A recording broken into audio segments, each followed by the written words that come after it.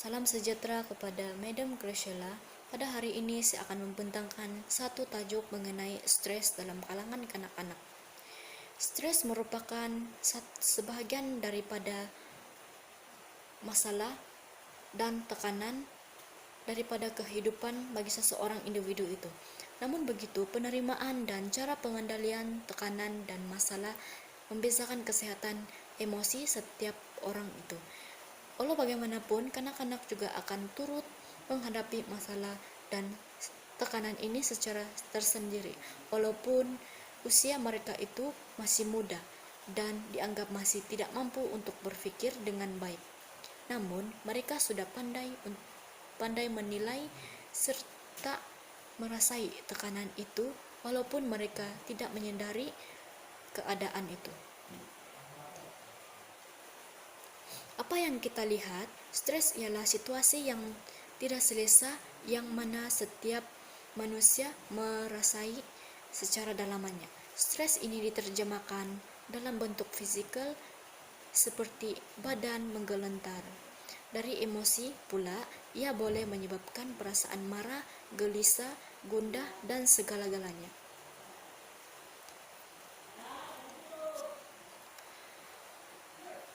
Antara punca-punca stres kanak-kanak ini yaitu yang pertama tentang hal pribadi dirinya sendiri dalam mencapai matlamat. Contohnya, apabila seseorang individu kanak-kanak tersebut meletakkan cita-cita dan harapannya terlalu tinggi untuk berjaya dalam pelajarannya, sudah tentu ia tidak yakin pada dirinya sendiri untuk melakukan yang terbaik dalam usaha mempertingkatkan pelajarannya itu. Oleh sebab itu, pikiran dan kesehatannya terganggu dan boleh mengalami stres. Hal ini juga akan membawa banyak perubahan pada kesehatan tersebut seperti hormon, penyakit, atau pemakanan mereka yang tidak teratur. Seterusnya, pengabaian dan penderitaan terhadap kanak-kanak. Contohnya, apabila timbulnya masalah konflik dalam keluarga, seseorang individu kanak-kanak itu akan merasai lebih tertekan dan tidak tenang. Hal ini demikian karena dalam situasi ibu bapa yang sering sibuk dalam pekerjaannya, tidak dapat meluangkan masa untuk kanak-kanak. Dalam kesibukan mengurus pekerjaan mereka, sudah tentu mereka juga merasakan stres serta marah, sehingga mereka itu sanggup melepaskan kemarahan mereka itu terhadap kanak-kanak. Akhir sekali, konflik yang sering berlaku di sekolah yaitu case bully. Case bully ini yang sering berlaku pada seseorang individu kanak-kanak itu bagi mereka yang lemah dan yang takut untuk bertindak sewajarnya. Selanjutnya, tidak menyiapkan kerja sekolah dan tidak menyiapkan kerja sekolah yang diberikan oleh guru sehingga didenda dan dipersendakan oleh rekan-rekan mereka di sekolah. Di samping itu, tidak memahami apa yang diajar atau yang disampaikan oleh guru di sekolah, sehingga itu tidak mengambil keputusan yang positif untuk berusaha sendiri. Hal ini juga adalah penyebab stres terhadap anak-anak pada masa kini yang sering berlaku di sekolah. Cara-cara membantu anak-anak untuk menangani stres ini adalah menggalakkan kanak-kanak untuk menggunakan kaidah bercakap dalam diri secara positif. Hal ini demikian karena kanak-kanak mudah mengulangi pikiran-pikiran negatif di dalam mindanya. Oleh itu, kanak-kanak perlu diajar untuk menggantikan pikiran tersebut dengan pikiran positif. Contohnya, kanak-kanak amat cenderung mengikut orang dewasa Oleh itu, berhati-hati apabila kita menyuarakan sesuatu ke atas diri mereka sendiri yang negatif itu terhadap anak-anak. Di samping itu, mengajar anak-anak tersebut untuk bertenang dan fokus. Contohnya, membantu anak-anak tersebut mencari jalan untuk menenangkan dirinya, seperti mendengar musik, membawa mereka bersiar-siar di tempat yang lebih selesa untuk menenangkan pikiran mereka.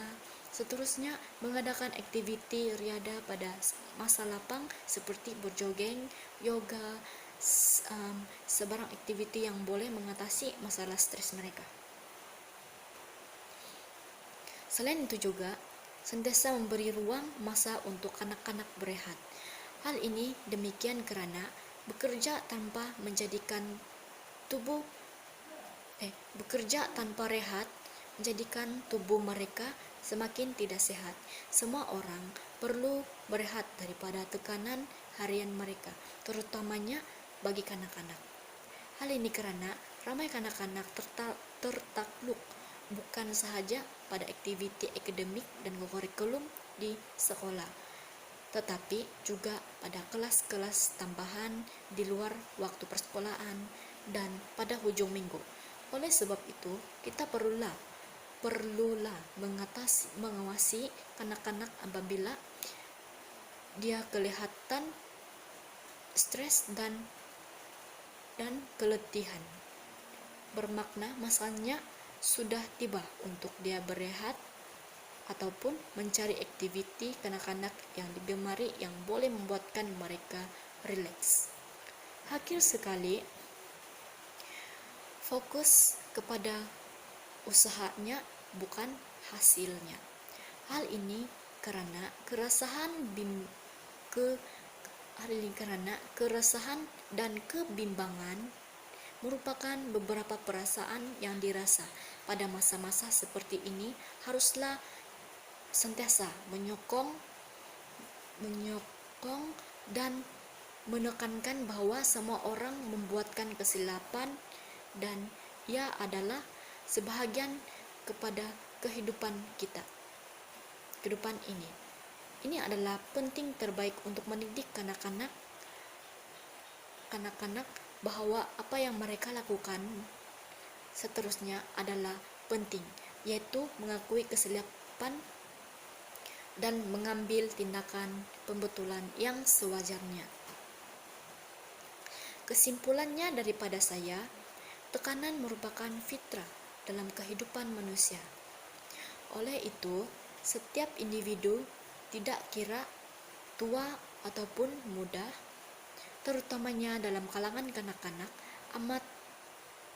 amatlah berpotensi untuk menghadapi tekanan.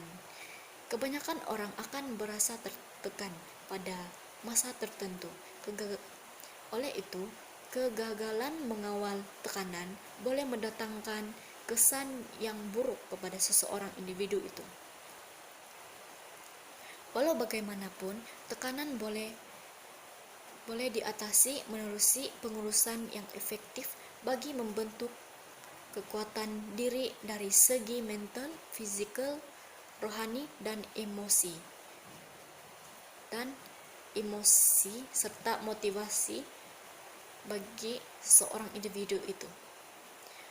Oleh itu, seorang individu sebagaimana acuan yang dikehendaki oleh agama dan negara. Akhir sekali, yakinlah setiap masalah ada jalan penyelesaian dengan tabah dalam menghadapi segala ujian. Sekian daripada itu pembentangan saya. Sekian dan terima kasih.